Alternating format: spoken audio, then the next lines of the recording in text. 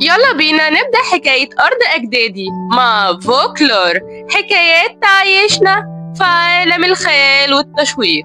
بس يلا اشتركوا في القناة وفعلوا الجرس. بنبدأ الحكاية في قرية هادية وسط الغيطان. عايش عم سعد، راجل فلاح بسيط معروف بين الناس بحكمته وكرمه. ما كانش متعلم، بس كان عنده ذكاء فطري يخليه يفهم الأرض كأنها جزء من روحه. كل يوم يصحى قبل الفجر، يصلي ويروح أرضه، يمسح بإيده على ورق الزرع كأنه بيطمن عليه ويقول الأرض اللي بنتعب فيها عمرها ما تخذلك، والتوكل على الله يكسب ما يخسرش. وكان عنده 3 أولاد: محمد عنده 15 سنة، وسمير 13 سنة، أما عبد الرحمن فعمره 11 سنة. لكن الدنيا عمرها ما بتسيب حد في حاله. في يوم وصل القرية راجل غريب بعربية فخمة، وشكله باين عليه الغرور والتسلط والنفوذ العالي. اسمه رمزي. رمزي كان جاي قاصد ياخد أرض عم سعد والأراضي اللي حواليها. قعد مع عم سعد وقال له بصوت مليان كبرياء وغرور: بص يا عم سعد، أنا راجل مستثمر وعندي شركات ومزارع في كل مكان. المنطقة دي كلها هتبقى مشروع زراعي ضخم، وأنا شايف أرضك دي هتبقى أكبر وأحسن استثمار ليا، هي والأراضي اللي حواليها. أنا هشتريها بتمن لو بعت محصولها طول العمر مش هتجيب المبلغ اللي هدفعهولك، ولو أخدت الموضوع بالعقل هتبقى أنت الكسبان، وكسبان كتير قوي.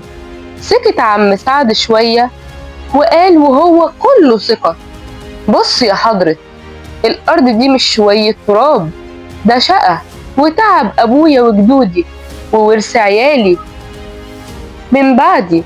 تفتكر سهل أبيعها؟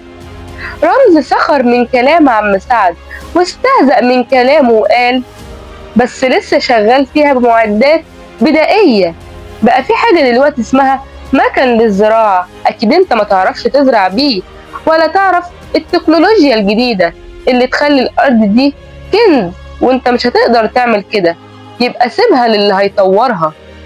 عم سعد قال: بس دي مش أرضك.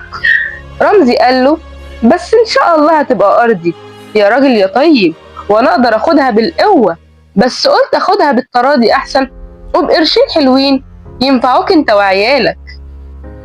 عم سعد قال لرمزي: طيب يا أستاذ رمزي، أنا عندي لحضرتك عرض، أنا هديك أرضي بس مش دلوقتي، بعد 20 سنة إن شاء الله. ولو جيت حضرتك بعد الوقت ده لقيتني ما طورتش الأرض هديها لك من غير ولا مليم، وأنا راجل قد كلامي. رمزي اندهش واستغرب من كلام عم سعد، وكان مستغرب أكتر من الثقة الكبيرة اللي بيتكلم بيها عم سعد مع إنه فلاح بسيط. بس قال له: فكرتك عجبتني يا سعد، وأنا بحب التحدي، وهمشي وهرجع لك بعد 20 سنة وواثق إن أنا المتفوق عليك وأنا اللي هكسبك. عم سعد قال لرمزي: على خير يا أستاذ رمزي، الله أعلم، الأيام والسنين مدارية إيه، كله في علم الغيب. مشي رمزي بعربيته وعم سعد واقف بكل ثقة في الغيط على أرضه وأولاده ال3 حواليه.